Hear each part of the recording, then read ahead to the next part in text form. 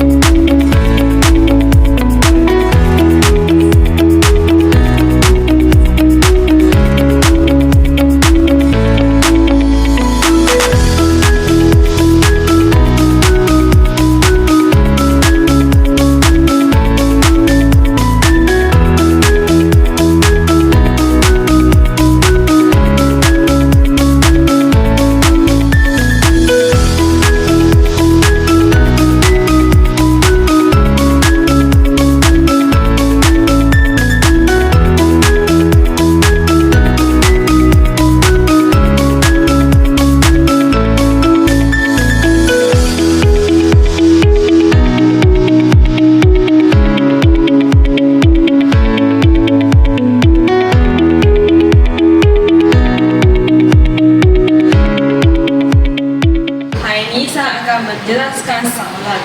Pertama sekali, adakah anda tahu tentang apa itu saluran? Saya tahu. Saluran merujuk kepada alat atau peralatan yang berkemampuan untuk menyampaikan mesej daripada penyampai kepada penerima. Ya, betul. Dalam arti yang lain, saluran juga merupakan satu alat yang menghubungkan penyampai maklumat dengan penerima maklumat. Selain itu, pemilihan saluran dalam komunikasi memainkan peranan yang penting kerana hal ini menyumbang kepada kejelasan dan ketepatan maklumat komunikasi. Mesej yang terhasil boleh dihantar melalui saluran tertentu. Saluran ini boleh berbentuk lisan, bukan lisan, tulisan, minyak elektronik dan sebagainya.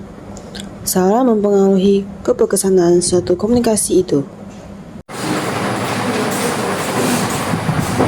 Selamat pagi semua. Hari ini saya akan mengumumkan perkara yang ingin disampaikan oleh jemputan. Jemputan suruh kita supaya membincangkan kertas kerja tentang laporan lawatan ke rumah orang-orang tua. Boleh tak kita bincangkan perkara ini pada hari Jumaat? Boleh. Ini melibatkan beberapa elemen komunikasi, iaitu saluran dan maklum balas. Sekarang, saya akan membentangkan tentang maklum balas. Maklum balas merupakan perlakuan yang ditunjukkan oleh penerima mesej sebagai tindak balas terhadap mesej yang disampaikan. Syarul, adakah anda faham tentang apa itu maklum balas? Ya, saya faham. Maklum balas merupakan reaksi penerima apabila menerimakan mesej daripada penerima. Ya, betul. Oleh itu, penerima mesej perlu memahami dan menerima mesej yang disalurkan. Bukan itu sahaja, komunikasi antara satu sama lain akan membentuk dua jenis maklum balas, iaitu secara positif atau negatif.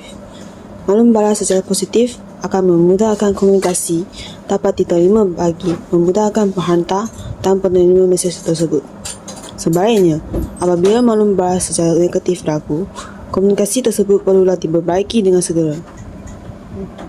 Seterusnya, saya akan terus menerangkan tentang elemen-elemen komunikasi, yaitu gangguan. Gangguan merupakan situasi yang menghalang komunikasi.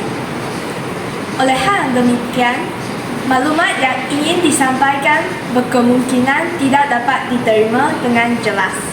Sekarang, marilah kita bersama-sama tengok situasi gangguan dalam komunikasi.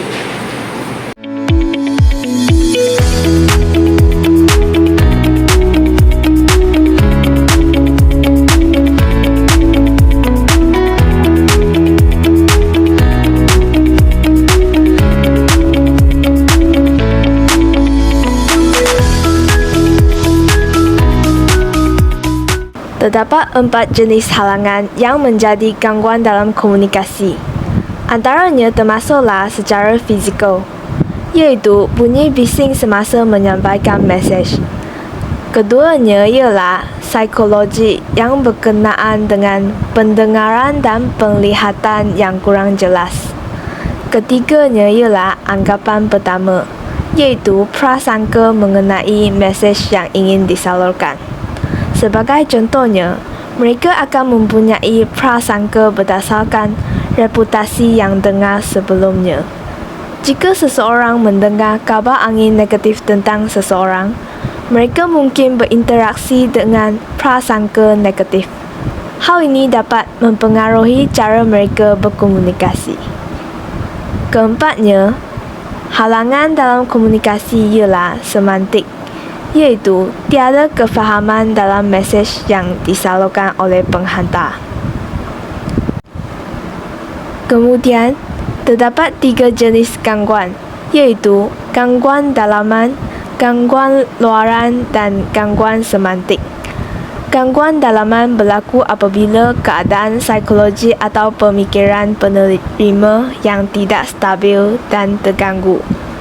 Manakala gangguan luaran ialah gangguan yang didapati secara fizikal seperti bunyi yang terlalu bising akan menghalang penerima daripada menerima mesej yang ingin disampaikan dengan jelas.